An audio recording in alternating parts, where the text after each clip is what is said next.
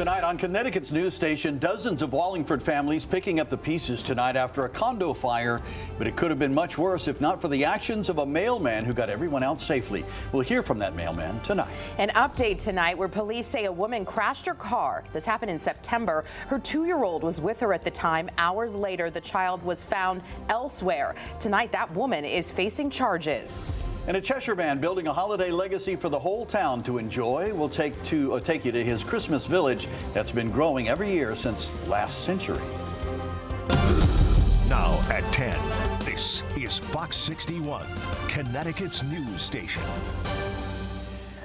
And we begin tonight in Wallingford, where dozens of families are still picking up the pieces after a massive condo fire. Thanks for joining us here at 10.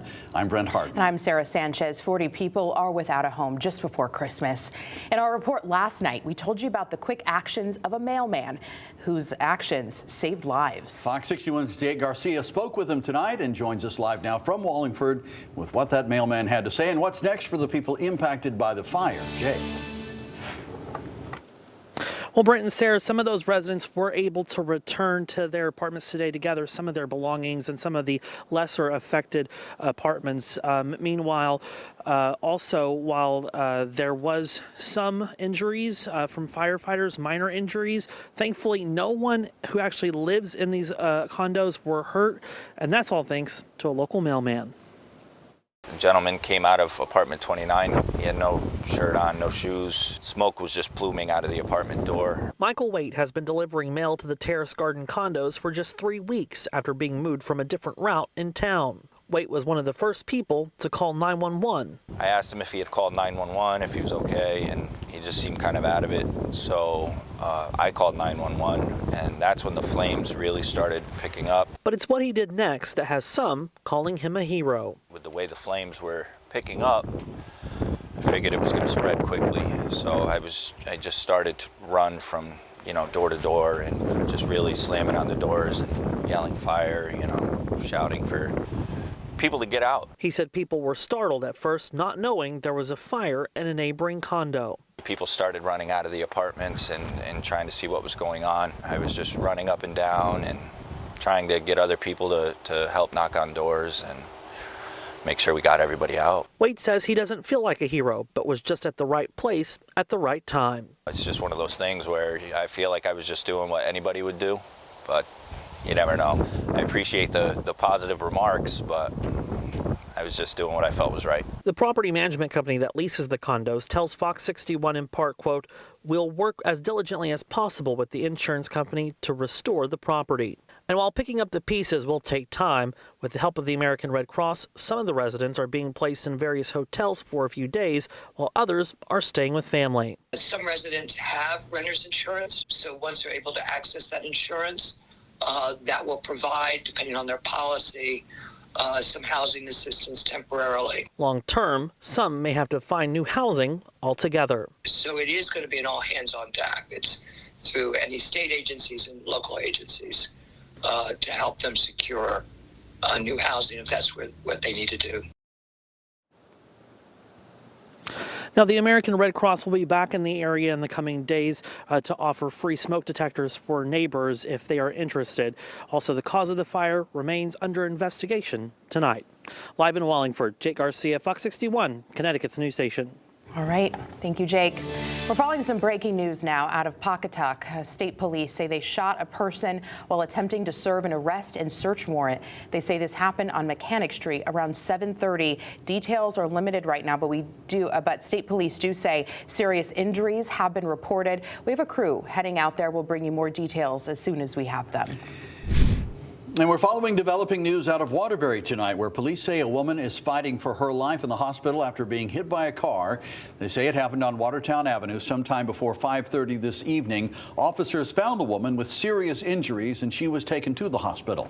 We're waiting tonight for an update on her condition. Police say the driver stayed on scene to cooperate with the investigation.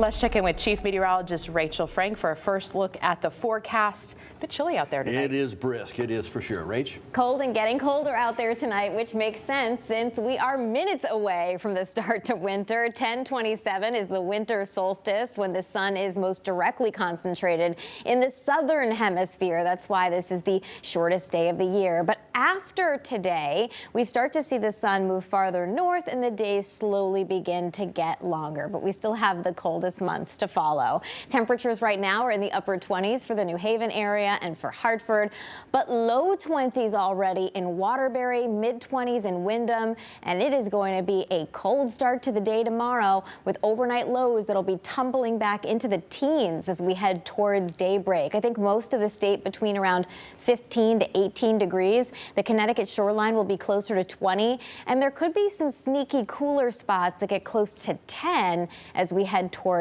daybreak tomorrow. After a cold start to the day, it is an appropriately chilly finish. We have to remember temperatures in the 30s are near average for this time of year, but we will see lots of sunshine, low 30s at around 10 a.m. and by 3 o'clock in the afternoon, we're looking at highs in the mid to upper 30s. This chill, though, for the first full day of winter does not stick around. We'll talk about a warming trend, and we're also going to track the travel forecast in the coming days. If you are hitting the roads or flying somewhere, that's all coming up. Thank you, Rachel. An update now to a case we've been following since September.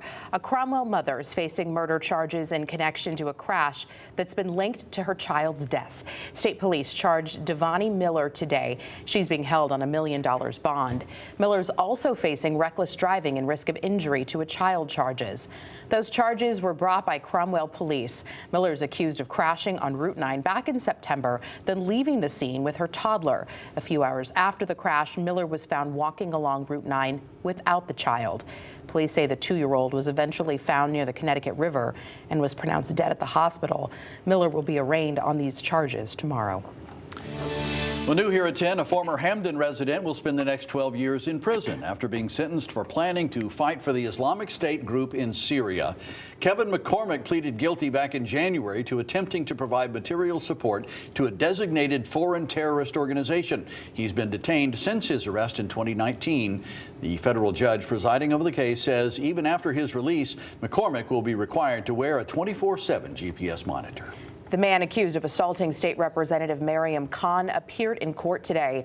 Andre Desmond has been charged with 6 felonies ranging from attempted sex assault to strangulation. Khan says while taking pictures with her family outside the Excel Center in Hartford, Desmond approached her, making inappropriate remarks. Another man stepped in and restrained Desmond until police arrived. Khan says he saved her life. Good Samaritans, like Jason Spencer, deserve to be rewarded for their bravery. And not held accountable. It's a painful process. It's been a painful and traumatic process for my family and I, and we're taking it day by day. Desmond's lawyer says he's not cooperating with the investigation. He also says Desmond is not fit to stand trial. The judge has ordered a mental competency evaluation, and Desmond will appear in court in February.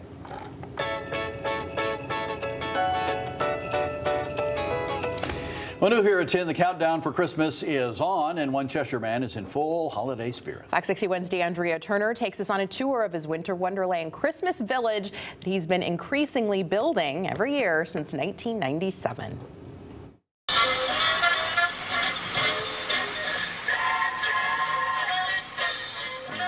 The spirit of Christmas is alive and well at Gordon Learson's home. Okay, started with a little house over there, Rockabilly Center. And it was just one little house, and then each year I added a couple houses.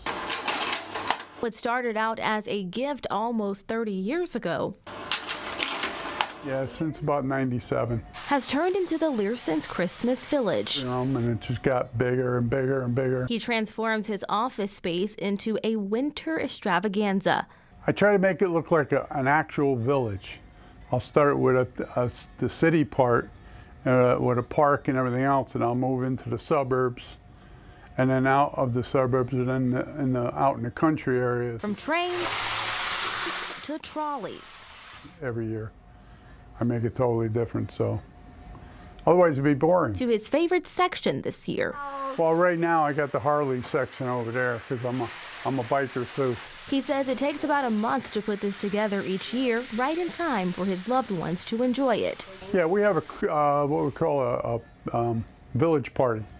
So all the family comes over and friends and stuff. His reasonings for doing it, it's simple. I like to do it. It's my thing for Christmas every year. Keeping the Christmas spirit alive. You're just going. Yeah. Learson says he's lost count as to how many little figures he has, but from sports sections to shops and restaurants, he says the best part about building the village is the people's reaction. When people see it and they start smiling because they like it, and so it makes me feel good. So it makes my Christmas for me. And there's no plans to stop now. Would you have ever thought that just one gift from your mother-in-law would Nope. have turned into this? No. Every year I think, okay, this will be it. And then I already went shopping last week, so I even got more buildings for next year. So I'm already trying to figure out, okay, where am I going to go next year? In Cheshire, DeAndrea Turner, Fox 61, Connecticut's news station. All right, DeAndrea, thank you. Well, as the holiday shopping season comes to a close, some local businesses in Deep River made a push to get customers in the door tonight. And helping them out, one very special guest, Krampus, Santa Claus's devilish Eastern European companion, made an appearance at Bennett's Books in town. And for those of you who are not familiar, Krampus is a legend created to actually punish misbehaving children or scare them into being good. His goal tonight, though, was to spread cheer, not fear. Well, I think that it's a great thing that they're doing something for people who want, something small and local. And we're really excited to be a part of it. This is the start of something big, and next year we can have a Krampus gathering with multiple Krampuses and maybe even a parade. Cheerful, maybe? I don't know. Not so much, but they had fun. Listen, tonight's event was free, and the focus was on bringing the community together to see what local retailers have to offer. If it brought people into a bookstore, I'm all for it. Yeah, okay. Sure, yeah, sure. They're just having fun.